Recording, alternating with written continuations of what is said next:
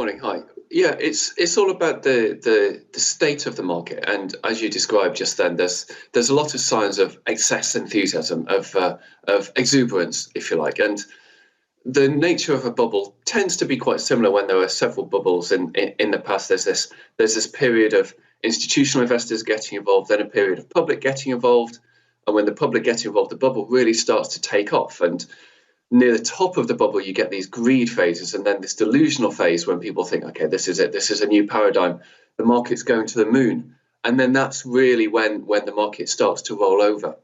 And when we're in this kind of phase, it's hard to identify precisely where, and there's always the caution, because the final stages of a bubble, especially the last year, the last few months, often come with the best returns at the end of the rally. So you have to square these dynamics together.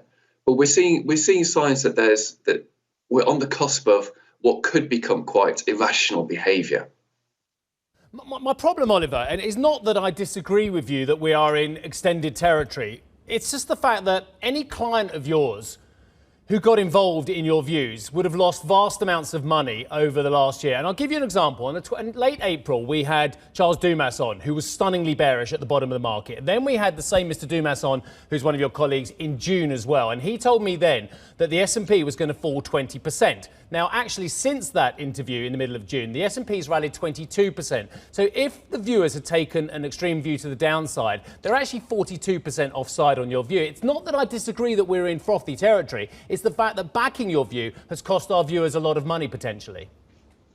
Yeah, that's a perfectly fair criticism. And what I would say in return is that our view on the S&P was not the view on all asset classes. So particularly in June, when the fiscal stimulus had spread across the market and we were seeing the signs of the recovery, we were taking a more positive view on other equity markets and other asset classes. So we thought that credit, for example, was extremely cheap. So while we had this bearish stance on the S&P, we were still positive, for example, Asian equities, credit instruments, and so on. So sure, if you just took the S&P view, you would be underwater here. But if you took the holistic view of where we were standing across the market, then we were a lot more neutral, I would say. We were still very negative on the S&P, but a lot more neutral overall. And now, we always see these warnings when funds try to advertise on TV. Past performance is no guide to future results. And what I would say now is, of course, you can't get everything right all the time. And yes, the S&P view back in April, May and June was on the wrong side, and we've been proved wrong about that. But what does the market look like now? So none of what I'm saying is to do with valuations, for example. None of what I'm saying is to do with the underlying economic backdrop.